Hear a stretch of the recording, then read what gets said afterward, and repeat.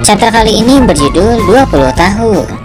Seperti yang kita tahu, Momonosuke mengemban tugas yang sangat berat untuk memindahkan pulau Onigashima dengan cepat. Luffy telah membuat tangannya menjadi sangat besar, sehingga apabila Luffy memukul Kaido di arah bawah, maka pukulan Luffy juga akan berdampak di pulau Onigashima.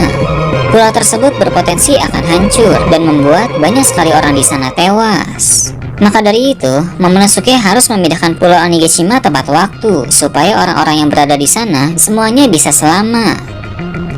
Sementara itu, Kaido telah berubah menjadi sosok naga api. Dalam mode naga api itu, dia menggunakan suatu teknik yang disebut sebagai naga api besar. Ketika tubuh Kaido menyentuh tanduk yang masih utuh di pulau Onigashima, tanduk tersebut meleleh. Hal itu dengan jelas memperlihatkan bahwa tubuh Kaido saat menggunakan teknik naga api besar menjadi sangat panas, sehingga bisa membuat objek yang sangat keras meleleh dengan sangat cepat.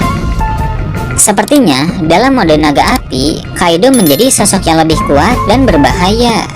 Kaido memang seorang petarung yang hebat dan cukup kreatif, sebab dia bisa memanfaatkan dengan baik kekuatan buah iblis yang dia konsumsi. Kaido bisa memakai berbagai teknik yang luar biasa, yang menandakan bahwa penggunaannya terhadap buah iblis Uo-Uo no Mi model Seiryu terbilang sangat optimal.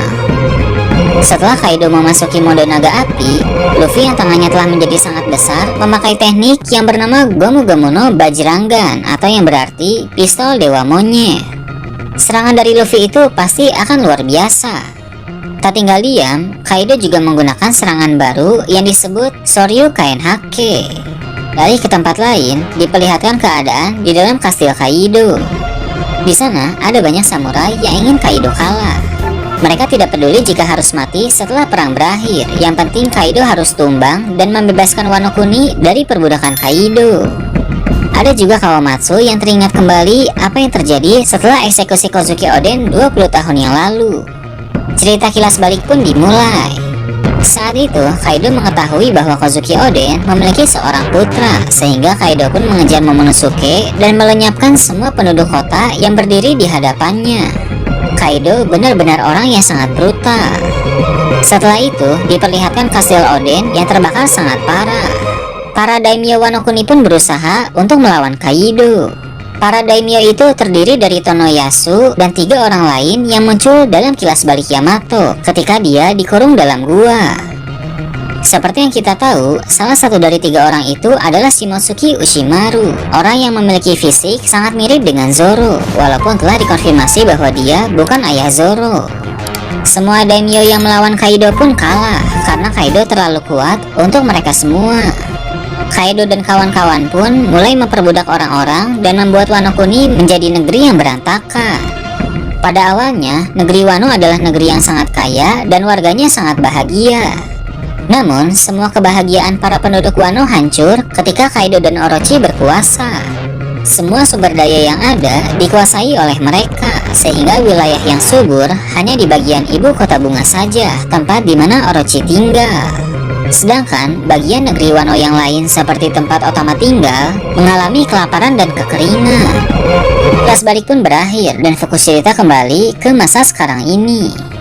Kurozumi Orochi masih terbakar hebat, tapi dia mencoba untuk membawa Hiyori mati bersamanya. Untung saja di sana Denjiro muncul tepat waktu, sehingga Denjiro pun dengan segera memenggal kepala Orochi.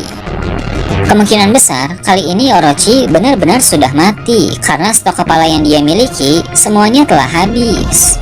Denjiro memang orang yang sangat tepat untuk menghabisi Orochi, sebab dalam waktu lama dia berpura-pura menjadi pengikut Orochi demi tujuan untuk balas dendam. Sekarang dendamnya pun telah terbalaskan, sehingga perjuangan Denjiro selama ini tidak sia-sia.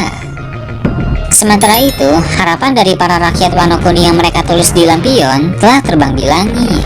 Bisa terbaca beberapa harapan yang mereka tulis adalah, semoga Orochi cepat mati dan aku ingin melarikan diri dari neraka ini. Kemudian, pada bagian akhir chapter, terlihat Luffy dan Kaido saling beradu serangan. Adu serangan mereka sangat kuat dan mungkin menandakan bahwa tidak lama lagi pertarungan sengit mereka akan segera berakhir. Wujud terbaru Kaido ini sepertinya adalah teknik terkuatnya, yang berarti Kaido sudah menggunakan seluruh kekuatan yang dia miliki. Sedangkan Luffy di sini dia menggunakan teknik baru yang bernama Gomu Gomu no Bajrangan atau pistol Dewa Monyet. Sepertinya ini bukan teknik terkuat Luffy dan Luffy masih memiliki teknik hebat yang lain. Itu karena Mythical Zoanica memang memiliki kemampuan yang tak terbatas sesuai dengan imajinasi. Jadi selama Luffy memiliki imajinasi yang banyak, maka tekniknya pun akan semakin banyak. Luffy termasuk orang yang imajinasinya sangat banyak. Bisa kita lihat dari bagaimana kreatifnya Luffy saat menciptakan berbagai jurus, dari mulai Gear Second, Gear Third, dan Gear Fourth. Luffy pasti tidak akan kehabisan imajinasi dan jurusnya pun akan selalu ada yang baru. Lampion-lampion yang diterbangkan penduduk Wano di ibu kota bunga sudah mulai terlihat, yang mana itu berarti Pulau Onigashima sudah semakin dekat dengan ibu kota bunga. Luffy harus segera mengalahkan Kaido secepat mungkin, dan Momonosuke juga harus segera menciptakan awan api besar untuk menarik Pulau Onigashima. Kedua orang inilah yang akan menentukan nasib para penduduk Wano.